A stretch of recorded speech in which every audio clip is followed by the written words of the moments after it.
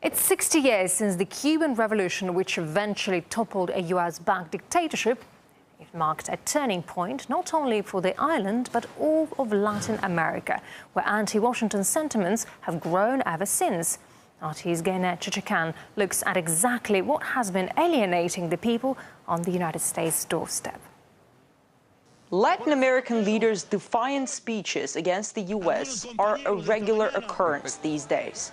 But what is fueling their indignation?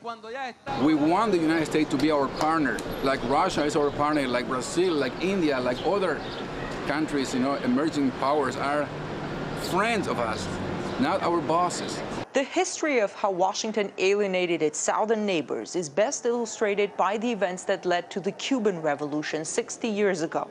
Back then, the U.S. supported the autocratic and corrupt regime of President Batista, who ruled the island for the benefit of very few people there. The U.S. ambassador to Cuba at the time, Earl T. Smith, said, I ran Cuba from the 6th floor of the U.S. Embassy. The Cubans' job was to grow sugar and shut up. Some historians argue that the revolution and the subsequent alienation of the island state might have been avoided had the U.S. been more considerate of the Cuban people. I think where Washington went wrong was in its convenient use of a rich elite class to rule a country and thereby suppress the aspirations of the population. It never really fomented or helped or aided or allied with democracy. Just 4 years ago, the U.S. supported the coup that deposed Honduras's democratically elected president. Since then, the country has been descending deeper into an abyss of human rights abuses and instability. The United States does not want a series of reformers elected. This was the reason they didn't like Chavez, because out of Chavez, they got Morales, and that's the Bolivian guy, and they got the guy in Ecuador. And so if they get another one in Honduras, then that sort of starts the whole domino effect. Chavez's nationalization of the country's oil industry, as well as his subsidized oil shipments to Cuba, have irritated Washington for years. In 2002, the Bush administration supported the coup against the late President Chavez.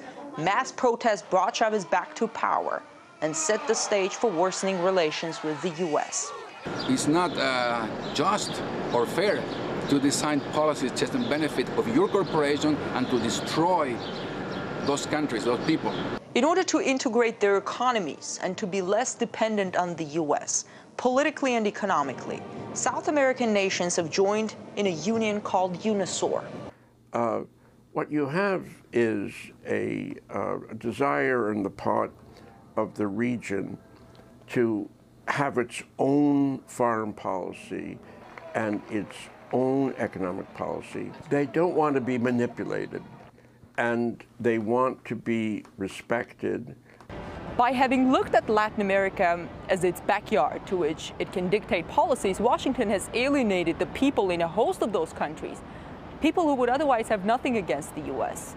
In Washington, I'm Gayane Chichyakyan.